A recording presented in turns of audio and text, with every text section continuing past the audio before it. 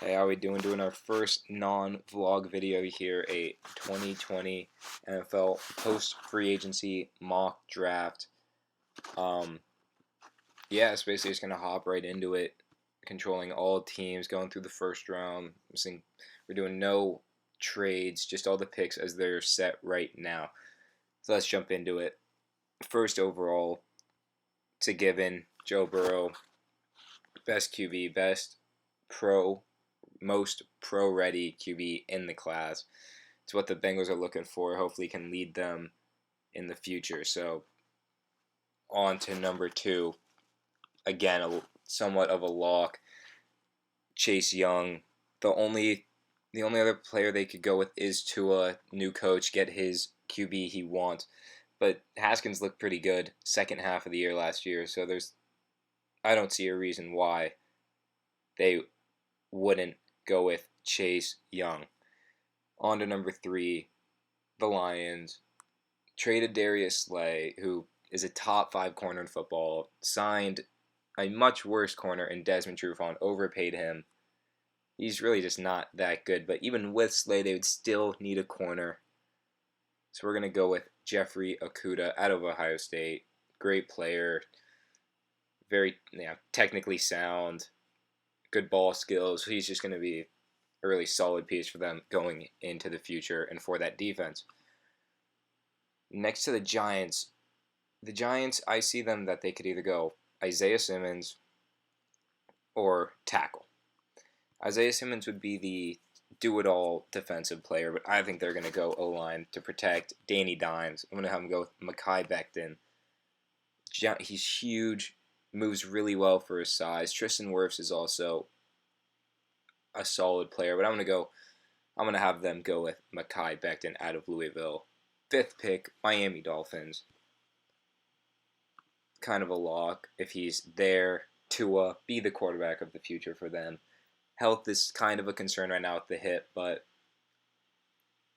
if they think he can be the same player he was in college and just keep getting better and better in the NFL, he'll be a great QB for the future for them. Now on to the Chargers. I also have them going QB in Justin Herbert. I just don't think Tyrod Taylor is going to be the answer in the future. I don't think they think Tyrod Taylor is going to be the answer in the future. Herbert, kind of like Tua, just if they can get him to progress and he's great arm strength. If they can work on that accuracy, he's got great size, great mobility for his size. He'll be a great QB for them in the future to throw the ball to Keenan Allen and Hunter Henry, who they just franchise tagged. They got to make sure they'll keep him long term, and they've got a future. Great defense. Just signed Linval Joseph to play nose. They've done some good things. They were in the Tom Brady sweepstakes, but didn't really work out that well. But, Justin Herbert, progressing in the future.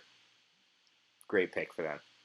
Next is the Panthers, also a new coach. Just signed Teddy Bridgewater to a big deal. So even though there's no QB on the board in this range right now, they don't need it. I'm going to have them go with Derek Brown out of Auburn, another nose, just a big guy, but really, really smooth, really quick feet. He'll be able to lock that position down for years in Carolina. Next is the Cardinals, who before free agency and trades, I saw them going with a receiver, but after that huge DeAndre Hopkins trade, I just see them going offensive line, and I have them going Jedrick Wills to protect Kyler Murray. Next is the Panthers, who are kind of in a tank right now. Traded A.J. Bouye, Jalen Ramsey's gone. Kind of seems like their team is falling apart right now.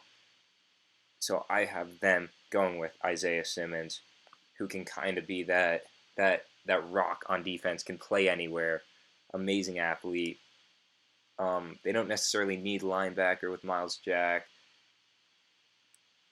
but it kind of seems like if Talvin Smith isn't going to be back, which he might not, but he might, they can play Isaiah Simmons anywhere, and he'll be very, very impactful. At 10, I have the Cleveland Browns going with Tristan Wirfs to protect Baker, just kind of solidify that O line. Great run blocker, solid pass blocker. Just a big guy, so that's just truly what they need. So maybe that can be a big difference maker going into next year, because 2019 was a little disappointing for them. So moving on to number 11, the Jets. I see them either going wide receiver or edge, and I'm going to have them go edge because this is a really deep receiver class. I think they can find someone in the second round who might not be as good as CeeDee Lamb or Jerry Jeudy, but edge rushers just can't find that many good ones, and Caleb Chase flies off the edge, has a great first step. So I think that's a great fit for them. Now the Raiders at number 12, they have their choice of the receivers, CeeDee Lamb, Henry Ruggs, and Jerry Jeudy. And to me, it's between the best wide receiver in the class, Jerry Jeudy, and CeeDee Lamb. But I think CeeDee Lamb is just such an exciting player that I see him wearing the silver and black and going to Las Vegas. And I think that's a fun and great fit for that team and for CeeDee as well. Now, my 49ers are on the clock and blessed to have Jerry Jeudy on the board. If this happened, I think this is the best case scenario for the DeForest Buckner trade. If needed the money, but Jerry Jeudy would just be incredible to have on the outside. Truly just an impact player for Garoppolo to throw to. At 14, Tom Brady's Tampa Bay Buccaneers. Got to go with offensive line. Andrew Thomas out of Georgia to protect his blind side. I think that's all that needs to be said. 15, the Broncos. I have them going Henry Ruggs out of Alabama. Can fly down the field. Great route runner with great hands. I can't believe he's the third best receiver, because in many other classes he is the number one receiver. I can see him in the mile high, just running seams and getting balls thrown to him by Drew Lock. So that's pick 15. Pick 16, the Atlanta Falcons. Lost Desmond Trufant.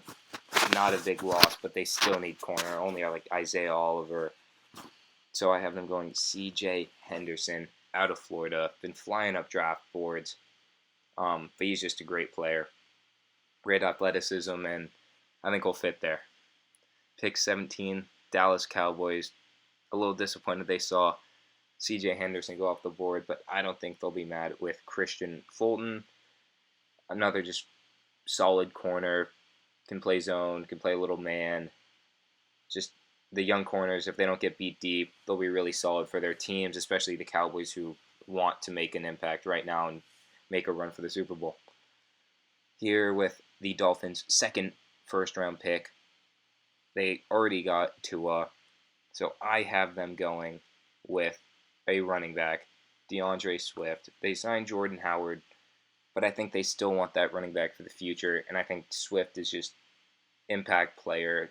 Getting him and Tua, and they have one more first. I think that's just a great fit for them in Miami. Already signed Byron Jones, who's incredible. Can't believe the Cowboys put Dak ahead of him in their priorities, but Dolphins made some great moves so far, and I think this draft would just be amazing if they can get, with their 3 picks, 3 first-rounders, they can get impact players. Speaking of second first-round picks, the Raiders with their second first-round pick, I have them going with Javon Kinlaw just to solidify their interior. A little bit different than Derek Brown. A little faster, but a little taller and skinnier than Derek Brown.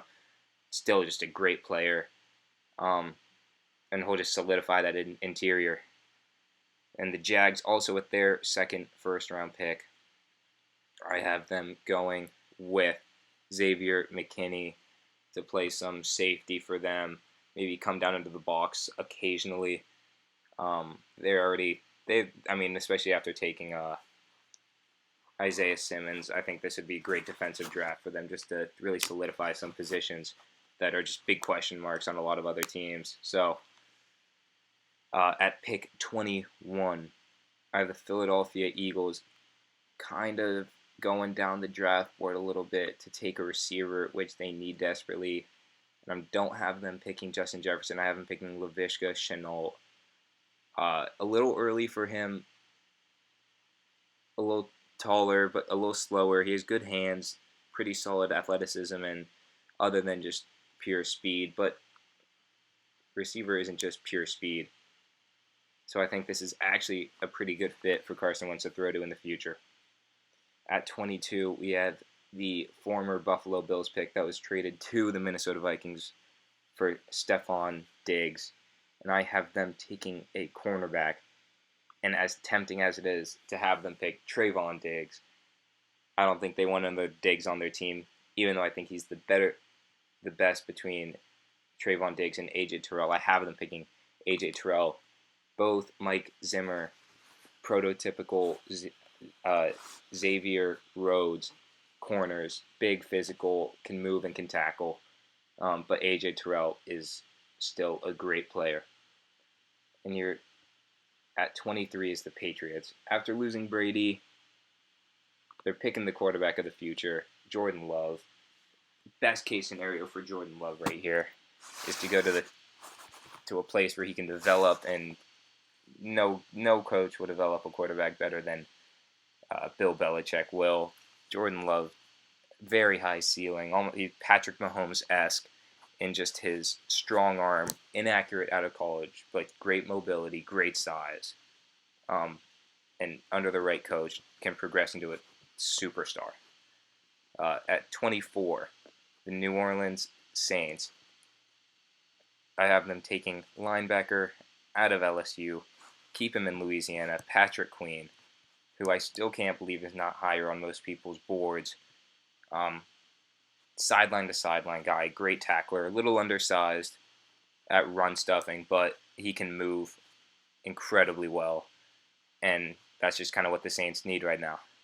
Now the Vikings at 25 with their own pick need a receiver. The receiver room right now is Adam Thielen, and that's it. I have them picking Justin Jefferson out of LSU. Just a good fit, I think, because they need a receiver, and Justin Jefferson's just an all-around receiver. He's not the fastest, but he's fast enough. Great route running, great hands. So I really, really love that fit. The Dolphins with their third first-round pick. I have them going Grant Delpit with Rashad Jones going out the door. It looks like Rashad Jones is going out the door. Another safety. Their corners are set with Byron Jones and Xavier Howard. Getting Grant Delpit to play some safety, I think, is perfect, just to play over the top. Still don't know how he won the Thorpe Award, because he was the third best defensive back on his team this year. But in the past, his sophomore year, his freshman year, he was incredible.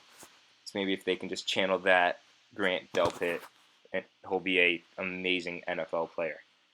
Next is the Seahawks, who aren't sure if they're losing Jadeveon Clowney yet, but edge is still a huge need.